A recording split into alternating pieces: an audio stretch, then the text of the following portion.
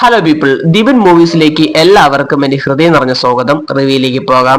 2025 May 9 theatre വഴി പുറത്തിറങ്ങിയ ഒരു റൊമാൻസ് ചിത്രമായിരുന്നു സിംഗിള്.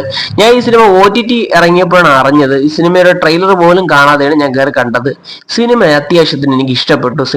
സിനിമയിലെ കേന്ദ്ര കഥാപാത്രങ്ങളായിട്ട് എത്തിയിരിക്കുന്നത് ശ്രീ വിഷ്ണു, കിഷോർ, കീതിക ശർമ്മ, ഇവാനൊക്കെയാണ്.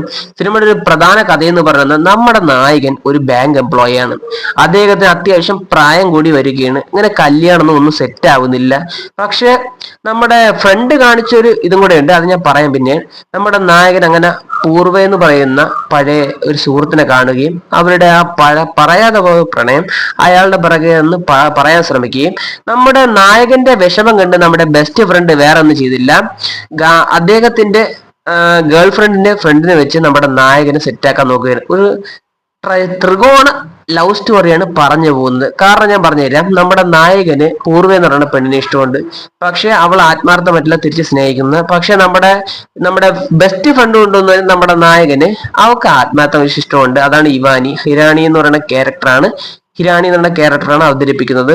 സംഭവം നല്ല കോമഡി ഉണ്ട് സിനിമയിൽ. ഒരു പ്രതീക്ഷയില്ലാതാണ് ഞാൻ സിനിമയിൽ നിന്ന് കണ്ടത്. തമിഴ് ഡബ്ഡൊക്കെ അവൈലബിൾ ആണ്. ഈ സിനിമ കാണാൻ താല്പര്യം ഉണ്ടെങ്കിൽ ആമസോൺ പ്രൈം വീഡിയോ വഴി ലഭ്യമായി തുടങ്ങിയിട്ടുണ്ട്. പിന്നെ എല്ലാവർക്കും ഒരു പോരായ്മയായിട്ട് തോന്നുന്നത് ഇതിന്റെ ക്ലൈമാക്സ് ആണ്.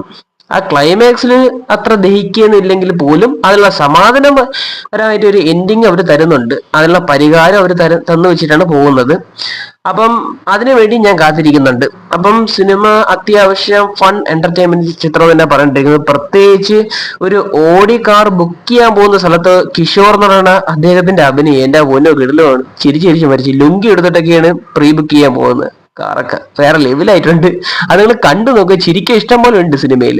കാരണം ഒരു തവണ ആലോചിച്ചു ഈ സിനിമയുടെ ഈ അവസ്ഥ എങ്ങനെ ആർക്കെങ്കിലും വന്ന കിടിലുമായിരിക്കും. സത്യം പറഞ്ഞ് സിനിമ അടിപൊളിയായിട്ടുണ്ട്. അപ്പൊ എനിക്ക് ഈ സിനിമ ഇഷ്ടപ്പെട്ടു. ഇനി നിങ്ങൾക്ക് ഈ സിനിമ കാണാൻ താല്പര്യമുണ്ടെങ്കിൽ ആമസോൺ പ്രൈം വീഡിയോ വഴി ലഭ്യമായി തുടങ്ങിയിട്ടുണ്ട്. എനിക്ക് ഓക്കെയാണ് സിനിമ.